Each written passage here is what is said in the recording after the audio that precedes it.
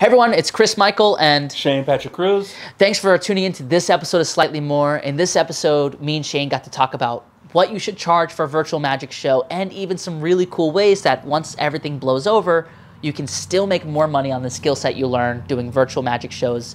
I don't want to spoil it too much, but by using it as an upcharge to your already existing shows. So stay tuned for those tips and let us know how you like them.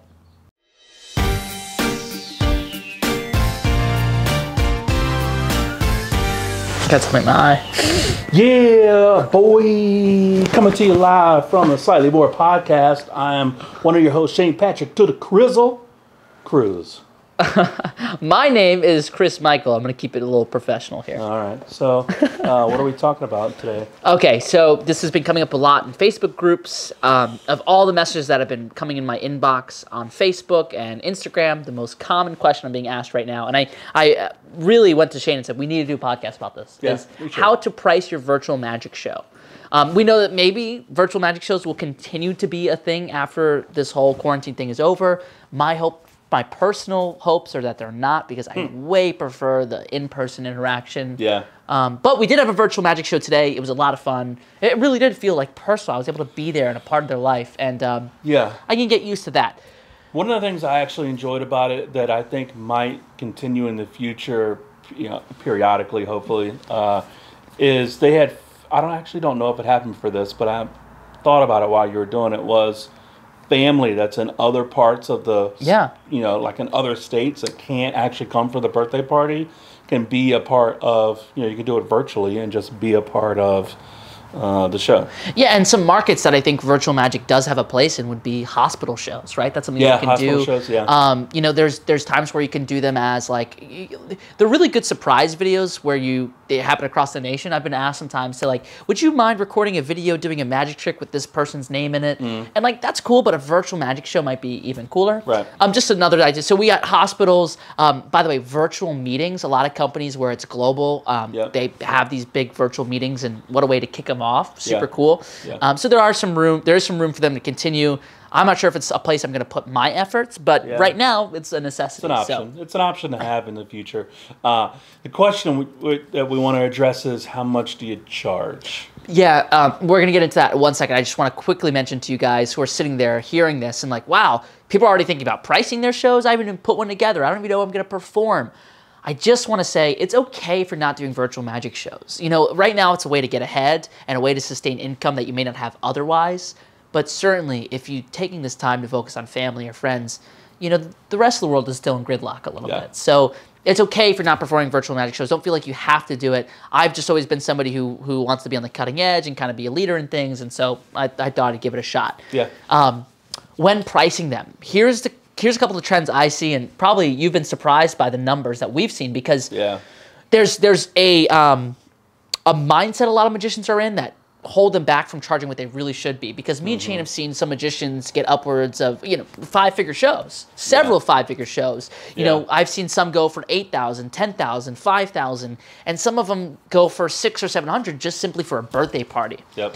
And a lot of magicians are cutting their price in half. I got a message yesterday, and it asked me if my virtual magic shows are 50% of what I normally charge. And in the beginning, yes, because I wanted to be comfortable with it. Well, plus it was brand new. I was just sitting. Yeah. You didn't know. When my first requests for virtual shows were coming in, I wasn't even really sure that it was something that I could charge my normal rate for. Yeah. I didn't know, because I wasn't confident in how they were going to work. And with my actual in-person show, I've done it thousands of times. I know everything that's going to happen along the way, and that's what they're paying for, is that assurance, that confidence, right? So with this, not having as much confidence did decrease the value a little bit. But after a couple times, and I realized that I really am able to perform my normal show and it still be relatively personal and not awkward, I'm confident getting my rates up there. Some things to consider with this would be, and feel free to chime in on this, and Shane was kind of shocked to hear that magicians were getting sometimes more than what they regularly charge. But if you think about it, when you're getting paid to do magic, you're offering a talent that most people don't have. It's a skill set. And a skill set doesn't get less valuable just because you can't do it. If anything, it should be getting more valuable, because right now, not only is it the skill set of being a magician, but a skill set of a magician who's qualified and capable of performing a virtual show. That's even more niche. And if you know anything about niches, the riches are in the niches. Yeah. The other thing is, not only are you still able to perform a show that lies on all the existing experience you have performing around the globe and performing shows for past clients, you still have that intimate energy with your crowd that you've learned how to like harness over live shows, you know, connecting with people. You're doing the same thing just to a camera. You have to fake it a little bit, but if you're experienced enough to make that connection seem genuine, it shows that this is something that you've done a lot. And that what I'm trying to say is that experience will kind of, what's the word I'm looking for? A higher fee, like it will demand a higher fee. Right. Plus, you're still having to rework a lot of either the show you're already doing or put together an entirely new show, which means that you are putting in quite a bit of work in this. And also, if you're doing a full setup like we have here, then that's still the exact same thing that you would do for a regular show. So why would you not charge at least the same amount, right? Right. And there was this moment that kind of clicked for me where I was putting together this new show to perform online, which we'll come to this. I didn't even need to really put together a full new show, but I went through the work and the effort of writing things out and making sure they would work online. Whereas when recently I got asked to write a custom show to perform in person, that same custom show could have been tens of thousands of dollars for that client to buy. But when I was doing the same amount of custom work for a virtual magic show and only charged $250, I felt that there was something that wasn't lining up there, right? Especially because I want it to be an experience that people can brag about. They could say, oh, we got Chris Michael to perform this, or we got this big name magician to do this show. And even if you're not a big name magician, when you ask for a big name price, that excitement is still there. Like I've seen a lot of cards that I don't find personally attractive and are not interested in, but I still appreciate them just because I know the value that's attached to it. Does that make sense? Yeah. So that's something to think about. Also, not only is your experience still relevant, your skill set is still relevant, but the setup, you're still going to, more than likely, unless you leave it set up in your home, set up your show. Yes, there's no travel time, but the amount of time that you take to set up your Zoom call, learn how to, or your Facebook Live, whatever you're using, learn how to patch in the software, buy the technology. I mean, when I perform a regular show, I don't need to buy video lights and a video camera, right? Yeah. But for this, I did. So if anything, that's shooting the value up. Like, my travel costs cannot compare to the cost of having a laptop camera. Like, if you're using the equipment, they should be paying for it. Yeah, true. No, absolutely. Yeah. So, you know, for a 30-minute magic show where normally, you know, for me personally, like a birthday party, let's just toss a number out, like $500, I'm still doing the same amount of work, if not more, and still providing an experience that they'll remember for the rest of their lives in the same way if I was there performing for them in real life. I got a text message after the show today saying it was one of the best birthday parties they've experienced, and it was something that they truly would not have had if I didn't bring my expertise to the table. If they would have got a magician who just showed up there and performed for a virtual thing, not knowing what he's doing, fumbling with the camera, I guarantee that value would have been much lesser then. So what I'm saying is the gap can definitely be greater because of this new situation that we find ourselves in. Does that make sense what I'm trying to say? No, absolutely. I find that this is something I'm really passionate about, and sometimes when I get passionate, I talk a little bit faster and I move through things quickly and my thoughts don't quite formulate. But I really, really, really am trying to urge you guys not to decrease the cost of your show just because it's online. Be confident in the experience you're offering. Once you do the first one and you see how it's impacting people, making them smile and laugh, you'll know that you can charge the same, if not more, than you would for a virtual magic show. Yeah, plus think about later on where this can be an upcharge. Think about if you perform, this could be for everything from birthday parties to corporate gigs. So say you go physically to the birthday party to perform, but they have family members that are in other states. You can say, hey, listen, I can also set up a virtual show so that the other family members that aren't even here can actually be a part of the show as well. Same thing in the corporate environment. So say you go to a company and because one of the last corporate shows I did, they have 3 offices across the United States. So it could be an easy upcharge for them to say, hey, listen, I know we're in person here, but what about all the employees that couldn't be here at this show that I can't get to later on?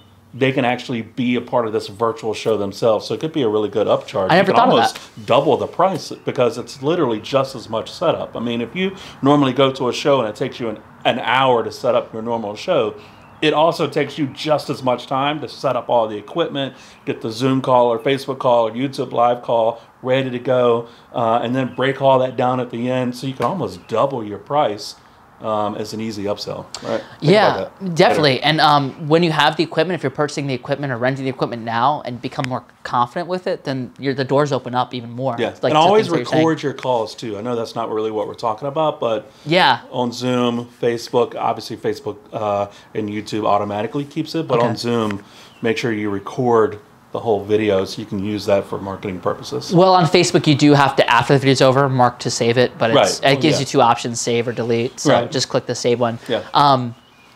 The other thing that's really cool about recording your videos, you can, like you said, use it in marketing materials, but it also helps people picture it. I think that when they see a virtual magic show, they're actually able to better picture it in their mind. One of the things you can do, and I'm not like necessarily saying that you must do this, but if there's a good friend of yours that does have a virtual magic show video out and you ask for their permission saying, hey, would you mind if I send this just kind of as an example of what a virtual show looks like?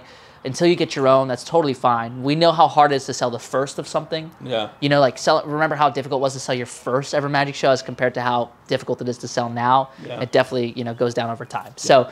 So there's one other thing that I wanted to touch on here, and that's that, the terminology you can use to sell it as a higher value to the client, which is just talking about, this is a specialty thing. It requires a skill set. Not all magicians are capable, and we see that in real life, on Facebook pages and stuff. There's magicians who still quite haven't figured it out, and they will, but if you're ahead of the curve already doing it, there's some value there. And make sure you tell the client, too, that the equipment that goes in, the video lights, the camera, the backdrop, the props themselves, even for an extra, a big amount of money, I would say $300, you might not even break even. Right. So communicate that to them so they can understand. And still time invested, physical time invested into setting up the show, doing the show, breaking down the show, saving the video, using the video, following up with the client. Like that's all still hard time invested.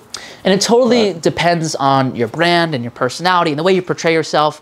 But those real human experiences, the getting to know people and making them laugh and just being a real genuine person still exists on a video call. I think that that's one of the things that held me back from charging the rates I wanted to charge in the beginning, was feeling like I couldn't show up and win over the birthday kid, or I couldn't become the CEO's best friend for the night. But now, seeing how these are working out, getting in the call early, kind of chatting it up with people, keeping it informal, which is my brand a little bit, just kind of like before the show starts, something I always do, I'm still able to do online. There's really not that much of a difference. Yeah. It's something I just thought about. It's almost like a TV show that is interactive in real time. Right, where it's two ways, not one way. A lot of think Dora the Explorer. It's Normally one way. Watching a TV show, if you're watching Magic on TV, it's a show that you just watch. You don't have any interaction whatsoever. This is actually really cool now that I think about it, because it's a magic show technically on TV that you can interact with in real time. That's worth something, right? And maybe you want to market it that way, right? So it's creating a value proposition, right? So and think about with I don't really want to speak because I've never done one of these, but with a Facebook Live video where it's not a two-way video call, where you can't see what the other people are doing and you can't really gauge the reactions, I do feel, just in my mind, maybe because I haven't done one like that is a little less valuable. Yeah, I would think so too. You could make up for it by, doing more impressive tricks and learning how to work the camera. I think that, I don't know, to me, I just feel that's not as valuable as being able to learn and know how to operate Zoom. That's part of the experience you're bringing in too, is that assurance that you'll run the call to make sure everything goes okay. Right. So just a few things for you guys to think about. We hope that this helped you. I know that we went a lot of different directions on this and didn't go too deep into any one topic. I am still happy to answer questions, but just the short answer of it is, whatever you were charging before, do not feel bad charging that same price now. Okay? That's it. Thank you, guys. Signing off.